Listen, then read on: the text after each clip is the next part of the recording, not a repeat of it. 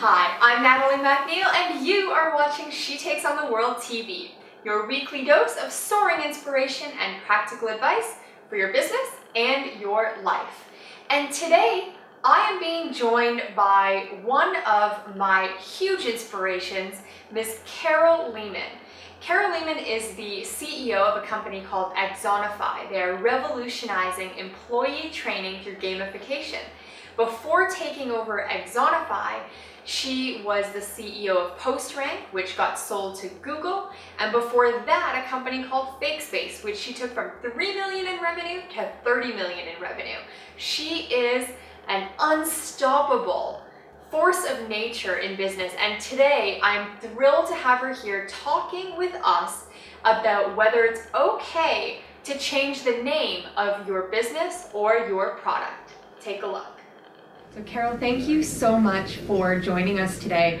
I find it really fascinating that whenever you've taken over a company or have been promoted into a leadership position and have been at the helm, one of the commonalities of that is that it usually undergoes a major rebranding. So Axonify, and we're here in the Axonify offices today, used to be 17 Muscles and became Axonify, and before that you had a company called 8RSS that became PostRank. So I'm wondering, what goes through your mind when you are making that decision to change the name, and how do you figure out if it's the right time to change it and whether it's the right decision to make for your business? There are many factors that go into making that decision, but I would say the overriding criteria for me is, does the name, whether it's the company name or the product name, resonate with the market that you're going after? Does it make sense? Do people feel engaged with the word or the collection of words?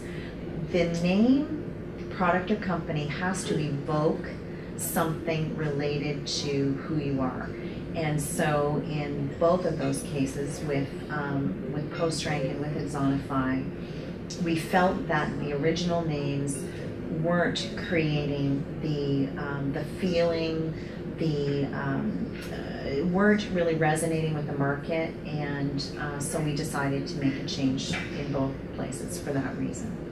And how important do you think that name change was in order to reach your targets in terms of revenue and customer acquisition? Do you think the name of a business or a product really does make a big difference if it's a $1 million brand that you're trying to build? Or, you know, in your cases, you've built brands that are bringing tens of millions in revenue. Do you think the name has a lot to do with that, with the growth? I think the name is absolutely one of many critical elements to the success of the company. So, for example, where your name becomes a topic of conversation that is not necessarily a good thing, you need to seriously consider changing it. And I had that both with PostRank and Axonify with the previous names. Axonify's original name was 17 Muscles, which was originally conceived out of the concept that what we do makes employees happy, and therefore the concept of smiling was introduced. And as it turns out, 17 muscles is what you need in your face to smile.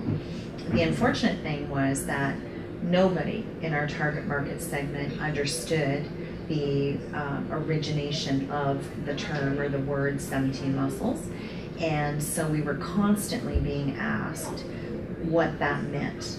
And it was kind of a quirky, once you explained it to them, they still weren't drawing the connection between that and what we did very closely. The other issue we had was, when you have a number in your corporate name, people forget the number. And so we had people mistaking it for 18 muscles, 23 muscles. They weren't sure whether it was the muscle, as in your physical muscle, or the seafood muscle. So there were spelling issues, and because again that relationship between the product and market we served and the name just wasn't there. So we embarked on a rebranding effort to make that connection stronger and to have that conversation around the name turn from something that was kind of quirky into something that made sense. And then how do you actually change the name? So someone knows you as a certain company, or maybe it's not the company name you're changing, but just the product name, and some people know that product name. How do you go about making the change in a way that people are going to understand why you did it, know the new mission, and then be able to, go out and be your cheerleaders and supporters talking about the company? How do you do it in the right way? I think one of the key things is doing it as quickly as possible. Quickly as in at the very start of Exactly. the business, when you figure out it's not working, Exactly. change it, not after like 5 years, 10 years. That's right, because if you let years go by, your brand has penetrated the market to some degree, and then making the change actually causes more questions than answers them. So, because people do get used to names, they just become embedded in the psyche of your customers. So, changing it is often a little bit disruptive. So, doing it as quickly as humanly possible once you get going and you realize it's not working is the way to go. And then you have minimal disruption with your marketing efforts, your customer base, your product literature, all of the things that you're doing out there that would get that name recognized. Right.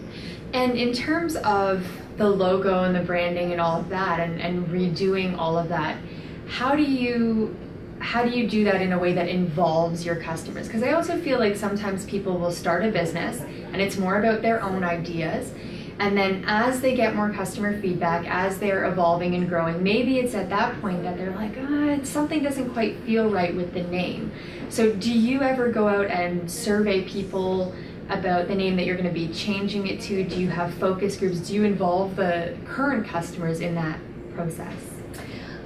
We did when we changed 17 Muscles to Axonify. We did ask, not customers, but we asked a variety of what I would call friendly third parties about the name change. We had a number of options that we were looking at, and so we wanted to make sure we chose the one that, again, people got, they understood, they thought sounded good, it sounded unique, it sounded leading edge, all of those sorts of feelings that we wanted to evoke.